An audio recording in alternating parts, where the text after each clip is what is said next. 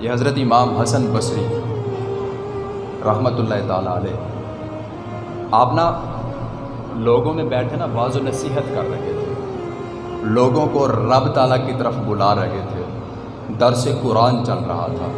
اور وہ جو لوگ تھے نا حضرت، وہ جب درس دیا کرتے تھے یا جب وہ رب تعالیٰ کی اور رب کے رسول کی باتیں سنایا کرتے تھے نا حضرت، تو دیکھ کے سن کے رب یاد آ جاتا تھا، وہ محبوب کا راستہ دکھاتے تھے۔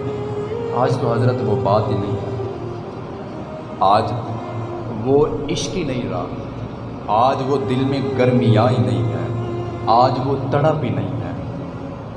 تو وہ درس قرآن دے رہے ہیں اور لوگوں کو بتا رہے ہیں کہ رب تعالیٰ کی رحمت بہت بڑی ہے، دستک دیتے رہا کرو، دستک دیتے رہا کرو، ایک نہ ایک دن وہ اپنی رحمت کا دروازہ ضرور کھولے گا۔ تو حضرت وہ کیوں نہیں کھولیں گے؟ فرعون کا نام سنا ہے؟ خدائی کا دعویٰ کرنے والا، اس کے ماننے والے آئے، کہتے گئے انا ربکم الاعلیٰ، تو دعویٰ کرتا ہے کہ تو سب سے بڑا خدا ہے، بارش نہیں برس رہی، بارش برسا۔ تو فرعون نے اپنے جتنا بھی ماننے والے تھے جو آئے تھے ان کو بولا کہ ابھی نہیں ہو سکتا، کچھ دیر بعد آنا یا کل آنا۔ تو وہ سارے بندے چلے گئے۔ تو وہ فرعون جو تھا، فرعون ایمان نہیں لایا۔ فرعون کتنا بڑا نام ہے حضرت، سن کے سب کو پتہ چل جاتا ہے کہ اس کے کام کیسے تھے۔ خود خدائی کا دعویٰ کرتا تھا کہ میں خدا ہوں، فرعون۔ اس نے پتہ کیا حساب لگایا ہوا تھا؟ اس نے نا جو بادشاہوں والا لباس تھا نا، وہ تو پہنتا ہی پہنتا تھا، لیکن ایک بزرگوں کا لباس ہوتا ہے، اون کا لباس، جو بزرگ زیادہ تر پہنتے ہیں، جو پیر زیادہ تر پہنتے ہیں، جو اللہ والے پہنتے ہیں، اون کا لباس۔ اس فرعون نے نا ایک اون کا لباس بنوا کے رکھا ہوا تھا۔ وہ اپنے شاہی محل سے نکلا، جنگل بیابان پہاڑی علاقوں میں جا کے اون کا لباس پہنا، جائے نماز بچھائی، سجدے میں گر گیا۔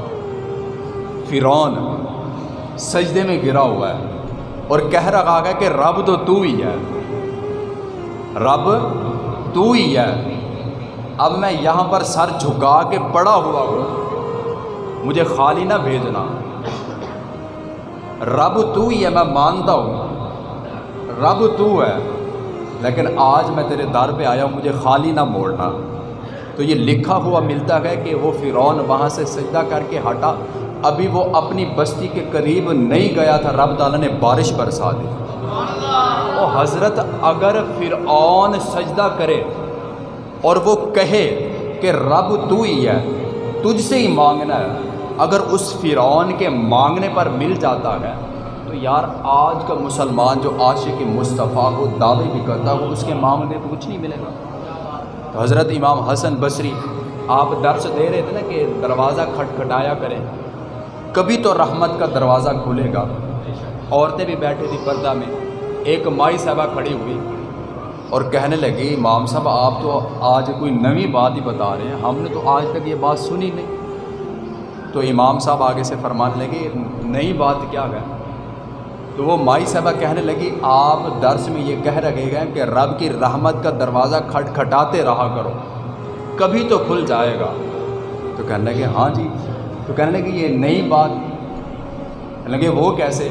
تو وہ مائی صاحبہ کہنے لگی آپ کہہ رہے ہیں رحمت کا دروازہ کھٹکھٹاتے رہا کرے، کبھی تو کھل جائے گا، میں یہ کہتی ہوں کہ رب کی رحمت کا دروازہ بند کب ہوا ہے جو کھلے گا؟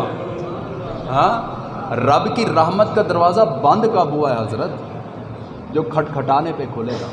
یہ رب کی رحمت نہیں ہے صبح سے لے کر شام تک اس کی نافرمانی پہ نافرمانی کرتا ہے، لیکن اس کا تیرے اوپر رحمت نازل کرنا، اس کا رزق بھیجنا کبھی بند تو نہیں ہوا۔